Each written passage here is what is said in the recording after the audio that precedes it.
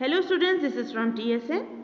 So students, कल हमने अपने कंप्यूटर के चैप्टर में स्टार्ट किया था अपना ऑपरेटिंग सिस्टम से। स्टूडेंट, हमने स्टार्ट किया था कि ऑपरेटिंग सिस्टम होता क्या है और किस लिए वो प्रिपेयर होता है। ठीक है, ऑपरेटिंग सिस्टम अगर कंप्यूटर में हम देते हैं तो वो क्यों दिया जाता है और ऑपरेटिंग सिस्टम किस लिए इस्तेमाल किया जाता है। ठीक है, सो ऑपरेटिंग सिस्टम का यूसेज क्या है, ये सारी चीज़ें आपको हमने कल स्टार्ट की थी, करेक्ट। और हमने पता था कि हमारे ऑपरेटिंग सिस्टम्स कौन से होते हैं, DOS, Unix, Linux, Windows, right. और हमारा मेजरली यूज कौन सा है, विंडोज़। ठीक है, अब हम आगे पढ़ेंगे स्टूडेंट्स। आप आ जाइए सारे थर्ड पैराग्राफ पे, यहाँ से हम स्टार्ट करेंगे। ठीक है, कल हमने अपने फर्स्ट 2 पैराग्राफ्स पढ़े थे। Third paragraph, the function of an operating system is the same as the role of a principal of a school. So students, इसका मतलब क्या है, ऑपरेटिंग सिस्टम जो है उसका रोल कैसा है, जैसे हमारे स्कूल में प्रिंसिपल का रोल है। इसका क्या मतलब हुआ स्टूडेंट्स, प्रिंसिपल कौन होती है, प्रिंसिपल हमारी हेड होती है ना। और जो हमारी प्रिंसिपल जो हेड होती हैं उन्हीं के अंडर सारी चीज़ें होती हैं। जो वो चाहेंगी, वो जो अपने रूल्स होंगे, जो रेगुलेशंस होंगे, वो सारे जो हैं वो अप्लाई करती हैं। ठीक है, कोई चेंजेस करने होते हैं वो अप्लाई करती हैं। तो एक तरह से प्रिंसिपल क्या हुई, हमारी हेड हुई। तो कंप्यूटर में हमारी प्रिंसिपल कौन हुआ, ऑपरेटिंग सिस्टम। ठीक है, अगर प्रिंसिपल हमारे पास नहीं होगा तो हमारा वर्क नहीं होगा। वैसे ही अगर ऑपरेटिंग सिस्टम कंप्यूटर में नहीं होगा तो हमारा कंप्यूटर भी नहीं चलेगा। ठीक है, the principal allocates different classes to different teachers. इसका क्या मतलब है स्टूडेंट्स, एलोकेट्स मतलब हमें काम बताते हैं, है ना। तो प्रिंसिपल ये चीज़ डिसाइड करती है कि कौन सी टीचर कौन सी क्लास को पढ़ाएगी। ठीक है, तो प्रिंसिपल एलोकेट डिफरेंट क्लासेस, अलग अलग क्लासेस में अलग अलग टीचर्स को वो भेजती हैं कि आज आपका ये सब्जेक्ट है। ठीक है, next, allocates timing to each teacher. Allocates timing in the sense क्या होता है स्टूडेंट्स, आप एक बात बताइए, आपका एक पीरियड है, एक पीरियड आपका 40 मिनट्स का होता है ना। तो आपका एक एलोकेट हुआ है, टीचर को टाइम एलोकेट कर रखा है कि वो 40 मिनट से ज़्यादा नहीं पढ़ा सकती है ना। अगर जैसे बेल बजेगी तो नेक्स्ट टीचर की टर्न है, राइट। तो उसी तरह से एक लिमिटेड टाइम होता है कंप्यूटर के अंदर जो ऑपरेटिंग सिस्टम एक एप्लीकेशन पे वर्क करता है। ठीक है, वो इतने लिमिटेड टाइम में वो उसको एग्जीक्यूट करवाने की कोशिश करता है। ठीक है, next, allocates various jobs to each worker etcetera. अब प्रिंसिपल क्या करती है, एलोकेट करती है क्या, जॉब वर्क। अब आपके स्कूल में बहुत से लोग होते हैं, प्रिंसिपल है, प्रिंसिपल, वाइस प्रिंसिपल, उसके बाद कोऑर्डिनेटर्स होते हैं, उसके बाद आपकी टीचर्स होती है, फिर सब्जेक्ट टीचर्स होती है, क्लास टीचर्स होती हैं, आपके हेल्पिंग स्टाफ होते हैं, पियोन्स वगैरह होते हैं। इन सबको कौन एलोकेट करवाता है, आपको जो एलोकेट करवाता है वो कौन है, प्रिंसिपल। ठीक है, आपकी असेंबली होती है, आपका टाइम टेबल क्या होना चाहिए, ये सारी चीज़ें कौन एलोकेट करवाता है, प्रिंसिपल। तो सारे डिसीजंस प्रिंसिपल को लेने पड़ते हैं। इसी तरह से आपके जो इस तरह से डिसीजंस जो है, ये स्टेप्स मिलते हैं, उसी तरह से जो है आपके कंप्यूटर में भी ऐसा ही होता है। ऑपरेटिंग सिस्टम हर चीज़ के लिए टाइम देता है, हर चीज़ वो करवाता है, एक एक चीज़ को चेक करता है। ठीक है, जिस तरह से प्रिंसिपल चेक करती है उसी तरह से आपका कंप्यूटर भी चेक करता है। Similarly an operating system manages the whole working of a computer. इसी तरह से operating system working of a computer, working of a computer मतलब कि कंप्यूटर में जो चीज़ हम वर्क कर रहे हैं वो चीज़ कौन मैनेज करता है, हमारा ऑपरेटिंग सिस्टम। ठीक है, it acts as an interface between the users program and the various computer components. अब ये क्या करता है, इंटरफेस। बच्चों, इंटरफेस क्या होता है, मीडिएटर। मीडिएटर मतलब बीच का हिस्सा जो है वो दोनों चीज़ों को संभाल सकता है। अब आपने मेरे को कुछ बताया, ठीक है, सपोज आपने मेरे को कहा कि मैम मेरे को ये इशू है। ठीक है, अब आपकी वो बात को मेरे को प्रिंसिपल के पास मैं पहुंचाऊंगी, तो मीडिएटर कौन हुई, मैं। ठीक है, तो टीचर मीडिएटर हुआ, प्रिंसिपल को कोई स्टूडेंट्स के पास बात पहुंचानी है तो वो टीचर्स के थ्रू पहुंचाएंगे, राइट। तो इसी तरह से कंप्यूटर के अंदर क्या होता है कि हमारा ऑपरेटिंग सिस्टम क्या है, मीडिएटर। ठीक है, तो वो क्या करता है, अगर जो यूज़र इंस्ट्रक्शंस दे रहा है, ठीक है, यूज़र जैसे कुछ भी इंस्ट्रक्शंस देता है तो वो इंस्ट्रक्शंस को समझाना, सब कुछ करवाना किसके अंदर है, कंप्यूटर के अंदर। तो वो कौन करवाता है, ऑपरेटिंग सिस्टम हेल्प करता है कंप्यूटर को वो चीज़ समझाने में कि यूज़र को क्या चाहिए। ठीक है, वो चीज़ एग्जीक्यूट करवाना, प्रोसेस होके यूज़र को वो चीज़ एग्जीक्यूट करवाना, तो वो कौन समझाता है, ऑपरेटिंग सिस्टम समझाता है, किसको, यूजर्स को, ठीक है।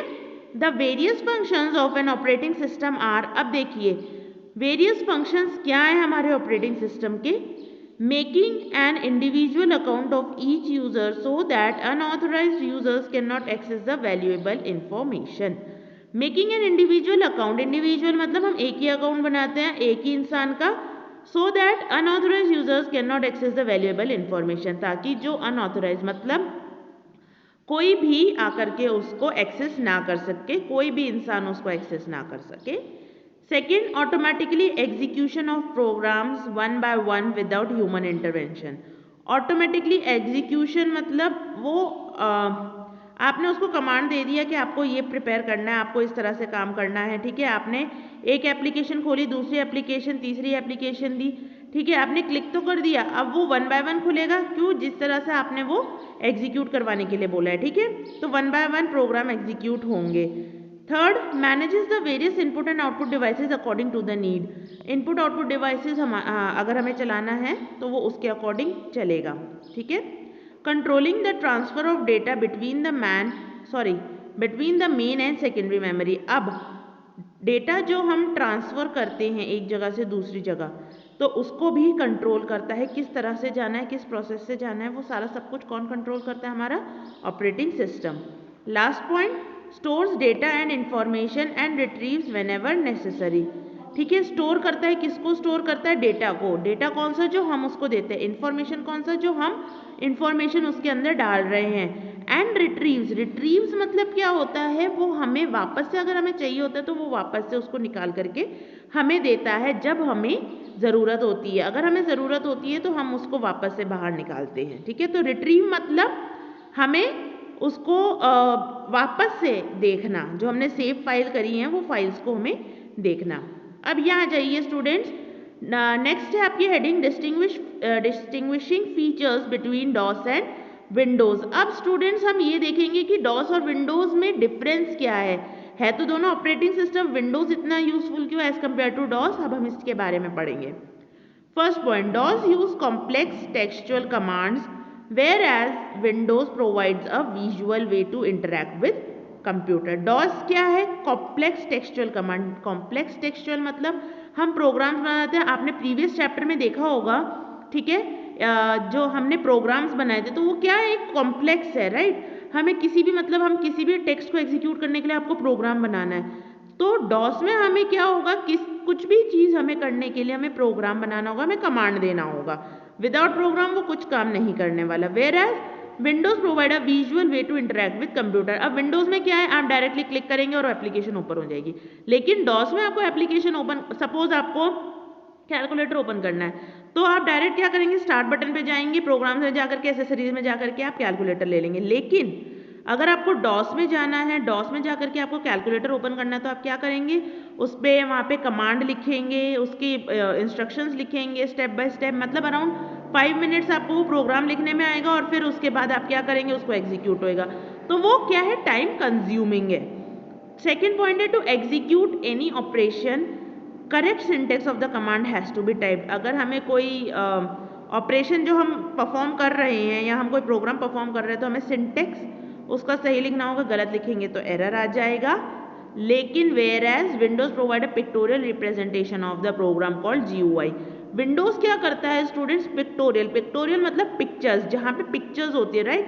हम अगर किसी एप्लीकेशन पे क्लिक करते हैं तो वो ऑटोमेटिकली वो ओपन हो जाती है, तो उसको हम क्या कहते हैं, GUI। GUI is the graphical user interface, ठीक है। Third point, you can run any command by just clicking the appropriate icon, ठीक है। हम कुछ भी अगर रन करना है, हमारे पास आइकन्स प्रिपेयर रहते हैं, आइकन पे क्लिक करो वो ऑटोमेटिकली रन हो जाएगा। किसमें, विंडोज स्क्रीन में, present on Windows screen by mouse. हम माउस के थ्रू उसको क्लिक करके हम अपना स्टार्ट कर सकते हैं। वेयर एज लेकिन नो सच आइकन्स और buttons are present in DOS. DOS में कुछ प्रेजेंट नहीं होता स्टूडेंट्स। आपको सिर्फ और सिर्फ पहले पूरा प्रोग्राम बनाइए, प्रोग्राम आपका सही होगा तो वो ओपन होगा, नहीं होगा तो वो नहीं होगा, एरर आ जाएगा, ठीक है। तो वो बहुत लेंदी प्रोसेस है। नेक्स्ट पॉइंट है, at one time DOS can run only one command. अब आप अगर डॉस में आप वर्क कर रहे हैं तो उसमें क्या होता है, आपके एक टाइम पे एक ही कमांड रन होगा, ठीक है, एक टाइम पे एक ही चीज़ आप रन कर सकेंगे। लेकिन whereas Windows execute multiple application simultaneously, लेकिन क्या है, विंडोज क्या करता है, बहुत से एप्लीकेशंस को साइमल्टेनियसली, मतलब एक के बाद एक, वो मतलब एक ही समय में बहुत सारे एप्लीकेशंस को वो वर्क करवाने देता है। फॉर एग्जांपल, अगर आप कुछ काम कर रहे हैं, आप लिख रहे हैं, वो भी चल रहा है, आपको कैलकुलेटर चाहिए वो भी चल रहा है, पीछे म्यूजिक चाहिए, आपका म्यूजिक प्लेयर भी चल रहा है, तो ये क्या हो रहा है, तीन चीज़ें एक ही समय में साइड बाय साइड काम कर रही है, ठीक है। लास्ट पॉइंट है बच्चों, Windows has a variety of applications inbuilt. Windows में बहुत से वेराइटीज़ हैं एप्लीकेशंस की, इनबिल्ट है, like playing music, games, drawing, calculator etcetera. Whereas no such applications are there in DOS. DOS में ये एप्लीकेशंस नहीं है, ठीक है। सो स्टूडेंट्स, आपका आज का ये चैप्टर यहीं फिनिश होता है। आपके एक्सरसाइज आप एक बार चेक कर लीजिए और आपने ढूंढने की कोशिश करिए, बाकी आपके साथ एक PDF फाइल शेयर कर दी जाएगी। Thank you so much students.